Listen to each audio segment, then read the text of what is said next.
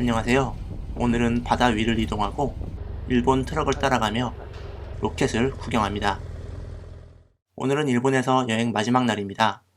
별다른 일정은 없기 때문에 늦은 아침을 먹습니다.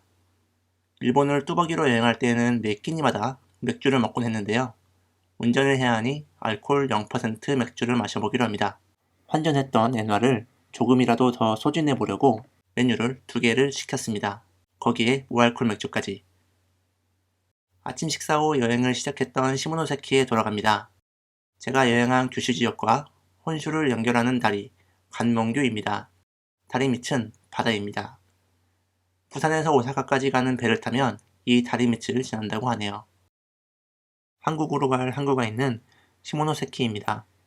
도시 너머로 대한해협이 보입니다. 시모노세키시 반대편에는 기타 규슈가 있습니다. 한국인들도 많이 찾는 여행지였죠. 시모노세키항으로 이동할 때에도 이 관몽교를 이용하지 않고 해저터널을 이용했습니다.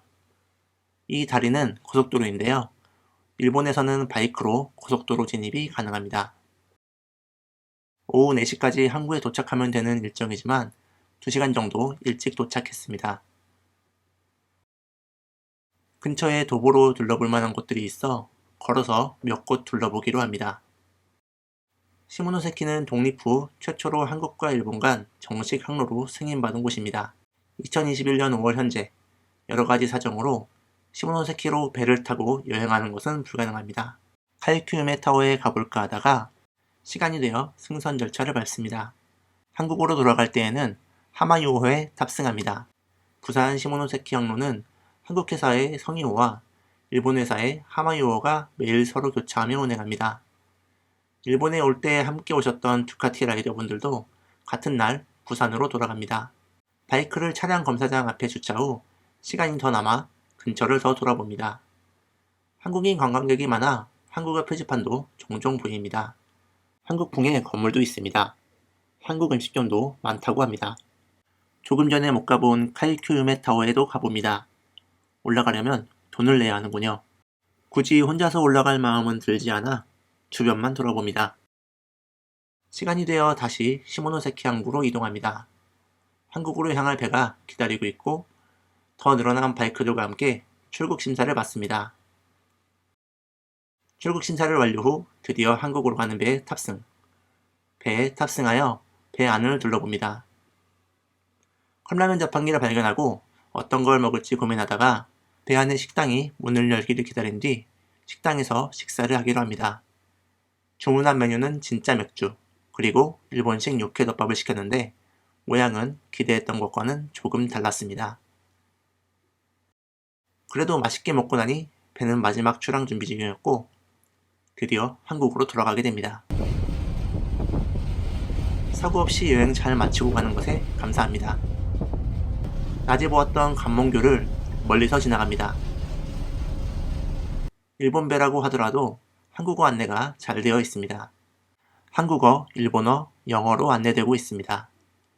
바이크를 선적하면 운전자 1위는 2등실이 무료인데요. 왕복 10만원을 추가하면 1등 침대칸을 쓸 수 있습니다. 혼자 객실을 쓸 수 있어 여럿이 한방에서 지내야 하는 2등실에 비해 물건 도난 걱정도 없고 전용 화장실과 샤워실도 사용이 가능합니다. 저녁 7시 45분에 출항하여 다음날 아침 부산에 도착합니다. 배에서 하룻밤을 보내고 부산항에 도착합니다. 바이크가 주차된 곳으로 이동하여 하선 준비를 합니다. 한국으로 여행하는 일본 라이더가 있는지 봤지만 한국인 라이더분들만 볼 수 있었습니다.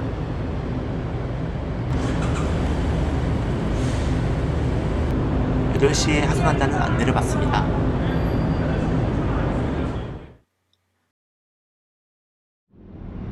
드디어 한국에 안전하게 도착하여 입국 심사를 마칩니다. 이제 서울에 있는 집으로 향합니다. 중간에 부모님이 계시는 전주를 들러서 갑니다. 주행거리나 시간으로 봐도 이번 여행 중 가장 힘든 코스입니다.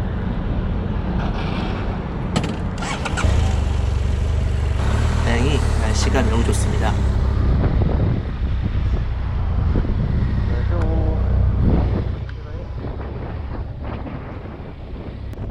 사상 앞길을 달립니다.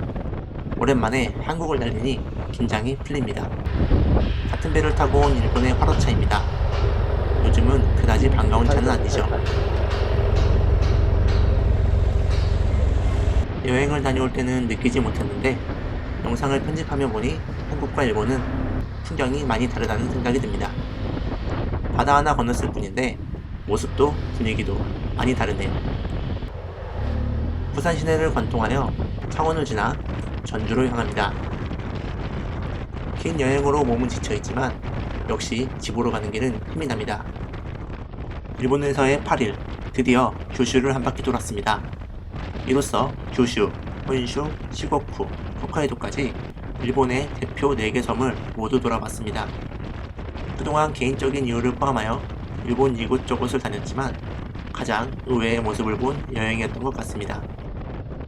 이번 일본 여행을 마치고 한 달도 지나지 않아 일본의 수출 규제가 시작되었습니다. 제 일본 여행은 SNS에 올리기에도 부끄러운 기록이 되었습니다.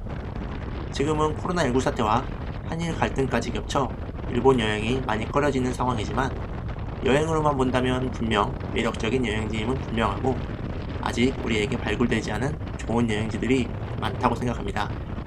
물론 저는 가까운 시일 내에 다시 일본을 여행할 마음은 들지 않네요. 늦은 아침을 먹으러 해장국집에 갑니다. 일본 여행 내내 국물이 가장 그리웠거든요. 식당 주차장에 주차를 하는데 아저씨께서 말을 거십니다. 이게 사장님, 이게 800짜리 몇 짜리입니까, 이게? 오토바이가 몇 짜리입니까? 네? 몇 짜리입니까? 큰 800짜리입니까? 500짜리가? 네, 800이요. 800이죠. 예.